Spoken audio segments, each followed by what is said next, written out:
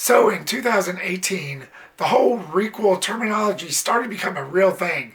So with the newest Halloween entry, they decided to restart the franchise yet again and by ignoring all sequels except for the original.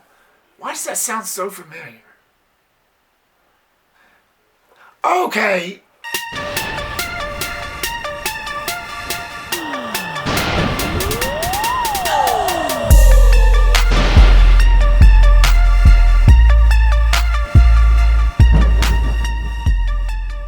What's up, everybody, and welcome back to my Halloween film review series.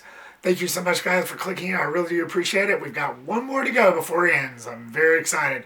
And a ranking will follow thereof, so stay tuned for that. And if you have not watched them yet, I've got my reviews from the previous Halloween films down in the description below, so check those out when you can. In this entry, the film follows Laurie Strode 40 years after the events of the original as she struggles to deal with her past and confronts her longtime foe Michael Myers after he escapes while being transferred. Again, the familiarity of it. By the time of this film's release, I already knew what they were going to do. I already knew that none of the other sequels was going to exist except for the original. All sequels, everything would be ignored minus the original. So this is technically the official sequel to that original film. We got a comedy duo and director David Gordon Green and writer Andi McBride. What could go wrong? Really?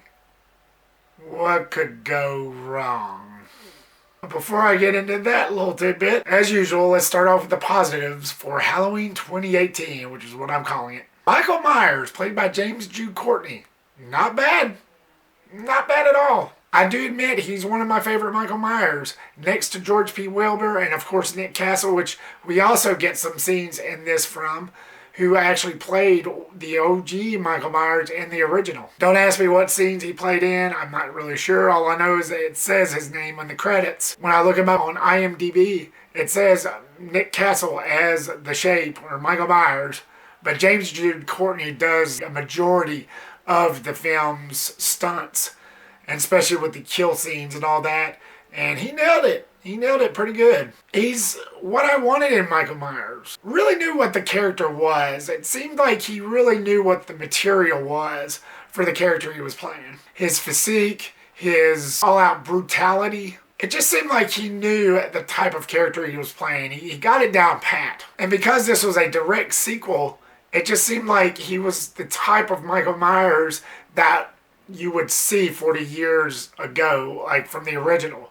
Like, this is 40 years later, and it just seemed like he was the type of Michael Myers that he played that you saw in that original film, only older. It fit what this movie was trying to say, what this movie was trying to tell about him, about Michael. I like the way the film was shot. I think they handled that very well, especially the shots of him being unmasked. There was a lot of scenes, or mostly in the first act, where he was actually unmasked. You know, scenes of him killing without the mask. It was greatly executed. It wasn't like part 5. Yes, I'm mentioning that again. I can't go on without mentioning that because that was just so horrible of a presentation. But it wasn't like that film. It was actually pretty quick, pretty cut and dry. It just seemed like they handled it with care. Like with the two journalists, when they get killed at the beginning of this film, the way it was handled, it just, the shots was handled with such care that whenever you see him kill these people, you get glimpses, but only split seconds. And this is in broad daylight, so this told me that they definitely knew what they were doing. They still tried to keep his face a mystery by way of how they handled the shots. It wasn't just all out there, which is pretty sad whenever you consider how Halloween 5 was, most of that was filmed in the dark, and it still failed. With this movie, I think it did it better. With him being unmasked, and then him doing his thing, and just the way it was shot, it was just handled so much better. Again, they just tried to keep that mystery alive, and I really did appreciate that. Deeply to my core appreciated that. At that moment where, just like kind of like in the Rob Zombie's version, where he picks up that mask and he puts it on, and it's that epic moment. That's kind of what you get here, too. Again, that alone, I think, was just handled with just extreme care and just extreme giving a crap about what they were doing. The look of this film was done very well. It looked very good, the way it was executed with the coloring and the textures and just the all-out setting of how Hatfield looked. I expected nothing less with the lighting and just the camera angles, and it was done pretty well. You got some great kills, not epic kills. I've seen better in this series, but for the story, it was executed well enough. You see this one lady getting stabbed through the throat just out of nowhere. That was pretty gnarly. This other lady gets belligerent by a hammer, even off screen, but you see the aftermath. That was pretty cool. You see one guy get stabbed as he's trying to make his way over a gate, and as he falls, his chin kind of like one of the gate spikes stabs him up through here, and that was pretty gnarly. And that was after an awesome jump scare in that same scene, which gets me to this day. And unfortunately, that's about the only jump scare that really got to me in this movie, because like all the rest of it was pretty generic, but that one jump scare, they were in the back of someone's yard, and it was like a motion sensor thing. So the lights kept on going on and off, and when he was like, I'm leaving, where are you? And then bam, he just shows up out of nowhere, just right in front of the screen, and he does like this, right then and there. And I thought that was pretty cool.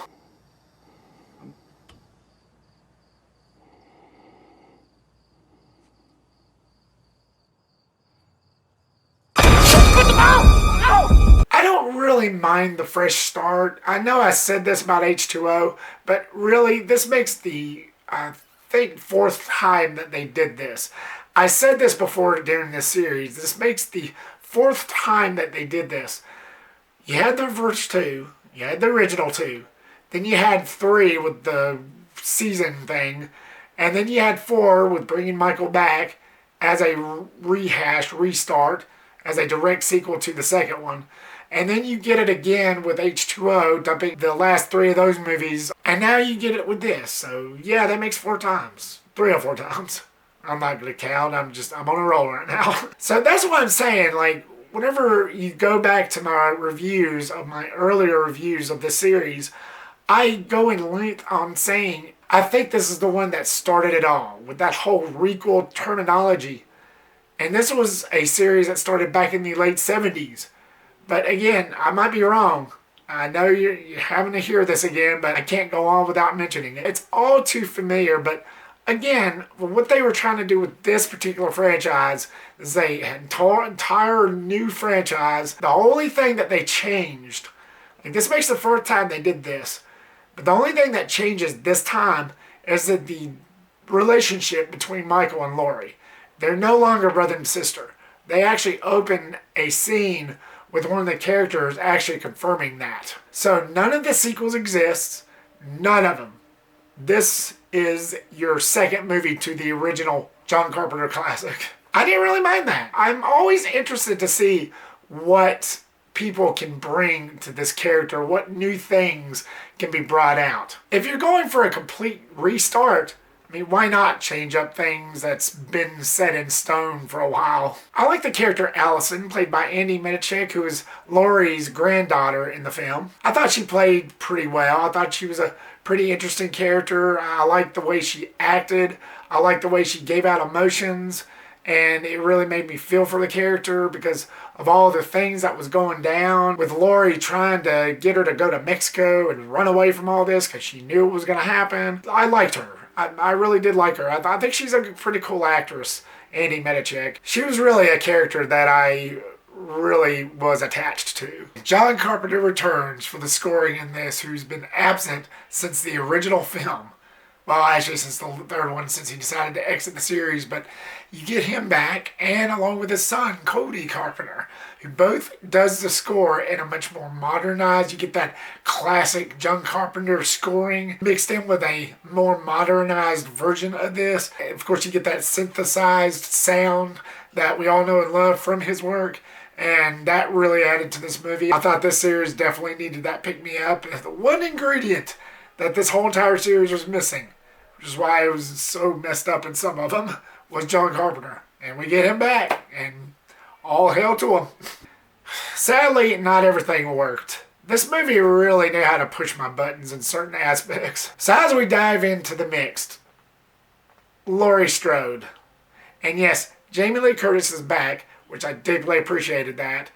Like I said, they decided to go back to the basics, so why not have the original Scream Queen herself? She had her moments in this movie. However, and I can't go on without comparing this to H2O and how they handled her character in that. Even though this is a different franchise, I feel that H2O was a little better. The way that they presented her with her PTSD and just all the shit that she's gone through for the first two films. I like the way that they presented how this character was fleshed out in H2O. In the 2018 version, I get that they were trying to go for a more realistic take. I get that. But even though she had her moments, she did have her moments. I just like the way she was presented better in H2O. I think she was more badassery, and I think she just held more of a candle in my heart for how Jamie Lee Curtis played her in H2O than she did in 2018. But again, she had her moments. I didn't completely hate her. I just prefer the H2O characterization better. I just prefer the H2O characterization over this film. I've waited for him. Now on to our negatives. Oh man, and this is going to take some deep digging into, but the writing. As I mentioned at the beginning of this review, this was done by a couple of comedy duos. Let's just say the film knew how to piss me off in some aspects. It really knew how to push my buttons to the edge. Some really dumb and pointless things occurs that doesn't even deserve to be in a Halloween film, period. Just things that held no existence whatsoever. Like with the two journalists at the beginning. Completely useless characters. I didn't care for them at all. I just feel like that whole first act, because of them, dragged the movie along. I just didn't feel like they held any merits. Especially right when this movie starts, which this is one thing that never made sense to me. How did this guy get a hold of Michael's mask? A mask that was used in a murder case 40 years back. So let me get this straight. You mean to tell me that murder weapons and masks are just available to give out to people? Okay, whatever. I never bought that for a second. That whole first act was just a drag. Then you have certain scenes which really bugged me, to where you have Allison's friend who makes a pass at her after exiting that party. She storms off, flips him the bird, and he starts talking about how these girls are feeding him in guacamole and on sexy ways and this and that, how he was horny. We get it, dude. Just shut up already. Michael, kill him already. Just be done with it. You got this other useless scene where you see Andi Matichak's character walk in on her boyfriend fridging this girl at that party. We just got a scene like that from a movie that was released earlier, prior to this, in Goosebumps 2. Why must we be subdued to scenes like this? And that was all leading up to her phone being destroyed by her boyfriend acting like an asshole and then taking it from her, dumping it in that pudding, or whatever that was. So many other ways that could have gone down. Why must we be subdued to these dumbass scenes? Please, tell me. I understand why they did that, so that they can make the movie more tense, and like the other characters like Laurie and her mother trying to get a hold of her while things are going down. But still, they could have handled that a little bit differently, a lot differently actually. Have the phone die, crack it, drop it on the ground, anything but that. Again, why? Then you get these two cops who are sitting in their patrol car talking about sandwiches, about Bon V sandwiches. What is happening? Why are we talking about sandwiches? This is a movie about a psychopathic killer wearing a mask, wielding a knife. Get on with that. Who cares about sandwiches? What you're going to eat for lunch and this and that. This is easily a scene that could have been cut out. Very, very easily. No, a banh mi sandwich. Banh mi is essentially just the Vietnamese version of a French baguette. Mm-hmm. And the term actually refers to the bread and not so much the contents therein. They just kept on and on and on. Stop it! Hey, you care for a Bon V sandwich? Yeah, try it. It's good. It's good. It's got this in it. It's got that in it. Stop it! The whole Dr. Zartane side plot was just completely stupid. There's a certain point in this movie to where all narrative just went out the window. This whole Zartane side plot and twist was completely useless. That Zartane character, who was supposedly Michael's doctor in this, is just completely pointless, completely useless. That character was just a stain on this film entirely. They tried to make this character as the new Loomis. There's even a scene where Laurie meets him and she literally says, "You're the new Loomis." No, honey, he is not. Get that out your head. There was only one Loomis. I was pretty much goo at that point. And you have this useless twist where Zartane's got this weird thing about wanting to understand Michael and why he kills. And there's a part where he's with the town sheriff and they spot him and he runs him over. The sheriff runs him over and he's like, "Don't kill him, don't kill him." And then he takes out a pin that transforms somehow into a knife, stabs the sheriff in the neck, Will Patton's character in the neck, and then drives off with him, like kills him, or so we thought. And then as he's kneeling down, he takes off Michael's mask, puts it on himself, as if that was trying to tell us something, as if that was trying to be this grand thing. And it just didn't really play off that well. I was sitting there the whole time going, what the hell are y'all doing? What is happening? What the hell is going on? I mean, seriously, I don't know what the hell they were trying to say.